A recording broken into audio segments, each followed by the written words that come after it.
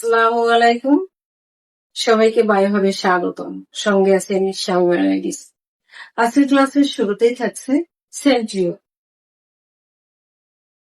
Centriole প্রাণী কোষে একটি বৈশিষ্ট্য এবং উদ্ভিদ কোষে তেমন একটা দেখা যায় না।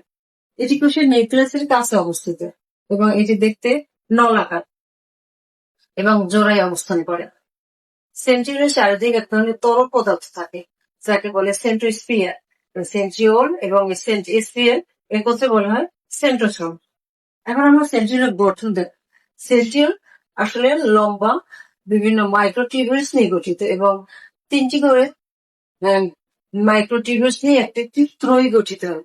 এক একটা সেন্ট্রিওলের মধ্যে এরকম 9টি ত্রয়ী থাকে, তার মানে 3 9 27টি মাইক্রোটিউবিউলস থাকে। সেন্ট্রিওল প্রোটিন ও লিপিড দিয়ে গঠিত। এখন আমরা দেখবো সেন্ট্রিওলের কাজ। সেন্ট্রিওল কোষ বিভাজনের সময় মাকুতন্ত্র তৈরি করে এবং প্রাণী কোষ এটি এস্টারে গঠন করে। এছাড়াও সিলিয়া এবং ফ্লাজেলা গঠনেও সাহায্য করে এবং শুক্রাণুর লেজ গঠনেও সেন্ট্রিওল গুরুত্বপূর্ণ ভূমিকা রাখে। তাহলে আমরা দেখলাম কি সেন্ট্রিওলের গঠন এবং সেন্ট্রিওলের কাজ। এরপরে অঙ্গাণুটি রয়েছে কোষ গহ্বর।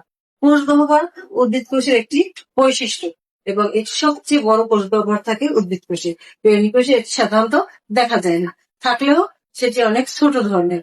কোষ গহ্বরের যে বাইরে যে আবরণ এটাকে বলে টনোপ্লাস্ট। এটা তোমাদের এমসিকিউতে থাকবে।